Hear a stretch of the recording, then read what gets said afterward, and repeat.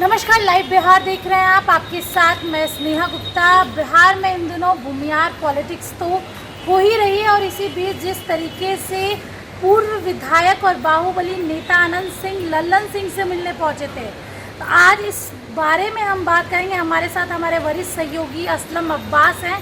Sir, सबसे पहले इस मुलाकात को आप कैसे देख रहे हैं? बिल्कुल, हाँ, जैसा कि स्नेहा ने आपको बताया है कि ललन सिंह मुलाकात अनंत सिंह से हुई है। ये अनंत सिंह वही हैं जो छोटे सरकार के नाम से जाने जाते हैं। और नीतीश कुमार जब 2005 में बिहार की सत्ता संभाली है, उसके बाद से ललन सिंह की राजनीतिक रूप से तरक्की बहुत हुई है। लेकिन ललन सिंह और फिर अनंत सिंह की बात समझिए।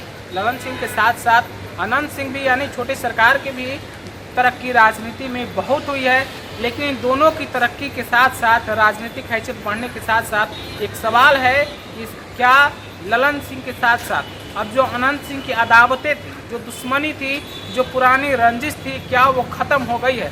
आप जैसा कि राजनीति में सुनते रहे होंगे कि ललन सिंह और अनंत सिंह दोनों आमने सामने रहते हैं, टक्कर में रहते हैं। छोटे सरकार अपने छोटे सरकार हैं, अपनी उनकी सल्तनत होती है राजनीति में, ऐसा माना जाता है। लेकिन बिहार की जो बात हो रही है, जिस तरीके से एनडीए से, मुख्यमंत्री से भूमिहारों की जो नाराज़गी देखने को 2024 में मिली है, और मौजूदा समय में जिस तरीके से अशोक चौधरी ने भूमिहार को लेकर बयान दे दिया। भूमिहार लोग नीतीश कुमार को पसंद नहीं करते हैं। नीतीश कुमार जिनको टिकट दे देते हैं उनको वोट नहीं करते हैं, दिल्ली, मुंबई, कलकत्ता चले जाते हैं। तो उन तमाम नाराज़गी, एक तरफ अनंत सिंह की नाराज़गी ललन सिंह से दूर है, तो दूसरी तरफ नीतीश कुमार के पक्ष में कैसे भूमिहार लोग इकट्ठे हो जाएं, कैसे साथ हो जाएं, उसको कहीं ना कहीं भुनाने की कोशिश अनंत सिंह के रूप में हो रही है। आप याद कीजिए, जब अनंत सिंह विपक्षी खेमा में थे या जेल भेज दिए गए, कैसा आरोप लग रहा था?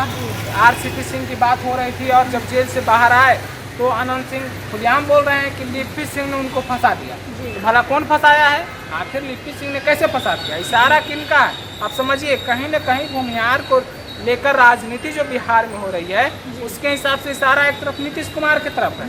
लिप्पी सिंह तो खुद नहीं ना फंसा रही थी। आरसीपी सिंह नीतीश कुमार के खास आदमी थे, लेकिन अभी नाराजगी है।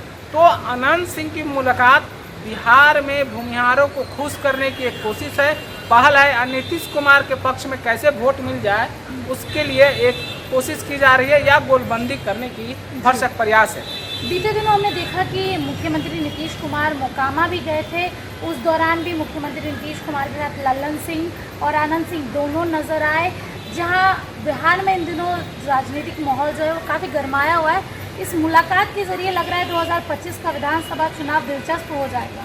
बिल्कुल सही बोल रहे हैं आप। जिस तरीके से बात कर रहे हैं अनंत सिंह की, आप समझिए, भूमिहार को लेकर मुख्यमंत्री नीतीश कुमार इतना परेशान है, या फिर कहें कि अनंत सिंह के सामने सरेंडर कर दिए हैं। मुख्यमंत्री नीतीश कुमार जैसे ही आप अनंत सिंह की मुलाकात से अन्य मार्ग में होती है, तो दूसरी तरफ मुख्यमंत्री नीतीश कुमार खुद चलकर विकास योजना के नाम पर, विकास के नाम पर आनंद सिंह के गांव पहुंच जाते हैं, मोकामा पहुंच जाते हैं, लदमा पहुंच जाते हैं। हालांकि कई योजनाओं को उन्होंने उद्घाटन और शिलान्यास भी किया है, लेकिन ये उद्घाटन और शिलान्यास एक सरकार का काम है, यानी एक सरकारी काम है। दूसरी तरफ राजनीति को समझिए, अनंत सिंह को जिस तरीके से उनका एक समर्थन जदयू की तरफ से समर्थन है, और ये समर्थन 2000, जैसा कि आपने कहा, 25 में जरूर अनंत सिंह को भगाने की कोशिश है। अनंत सिंह खुलेआम जब जेल से बरी हो गए, बुलेट प्रूफ जैकेट, आर्म्स के मामले में, तो उन्होंने क्या कहा? हम चुनाव लड़ेंगे। तो चुनाव कहाँ से लड़ेंगे भाई?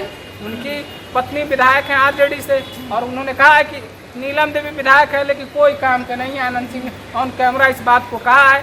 तो अब चर्चाएं ये है कि अनंत सिंह को जदयू टिकट देने जा रही है 2025 में, और 2025 में मोकामा से वो चुनाव लड़ेंगे। और उसको साथ में एक ऐसी राजनीति की बात हो रही है कि भूमिहार लॉबी, जो भूमिहार की जो बात हो रही है, तो चाहे वो आपको नीतीश कुमार का मिलना हो, या फिर ललन सिंह से आकर अनंत सिंह का पटना में मुलाकात करने की बात हो, या फिर नीतीश कुमार जिस तरीके से अनंत सिंह के बारे में, आप समझिए एकदम स्पष्ट कि अनंत सिंह को छोड़ाया गया है पैरोल को। आप याद कीजिए, लोकसभा चुनाव के दौरान अनंत सिंह को 15 दिन के पैरोल मिला, और पैरोल मिला था घर में बंटवारे के लिए, हिस्सेदारी की बंटवारे के लिए। लेकिन अनंत सिंह क्या कर रहे थे?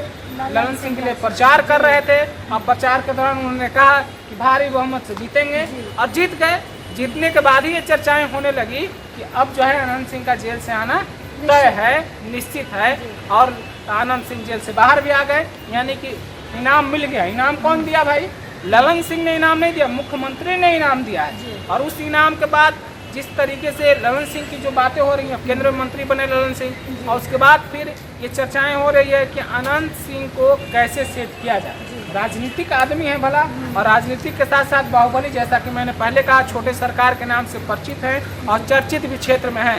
तो उनको लेकर नीतीश कुमार का जो यश है, आप समझते होंगे कि राजनीति में सरकार चलाने के लिए, पार्टी चलाने के लिए बाहुबल के साथ साथ धन बल की जरूरत है। तो अनंत सिंह के पास बाहुबल भी है और धन बल भी है, जिसको नीतीश कुमार बखूबी समझते भी हैं। जी, तो देखिए जिस तरीके का माहौल इन दोनों बिहार की राजनीति में है, कहीं ना कहीं मुख्यमंत्री नीतीश कुमार की टेंशन अब कम हो जाएगी, क्योंकि आनंद सिंह को उन्होंने सेट कर लिया है भूमियार वोट बैंक को अपने पाले में लाने के लिए। मुख्यमंत्री नीतीश कुमार हर चीज़ कर रहे हैं। अब देखना होगा 2025 के विधानसभा चुनाव में इसका असर क्या कुछ होता है। बने रहिए हमारे साथ, तब तक के लिए बहुत बहुत शुक्रिया।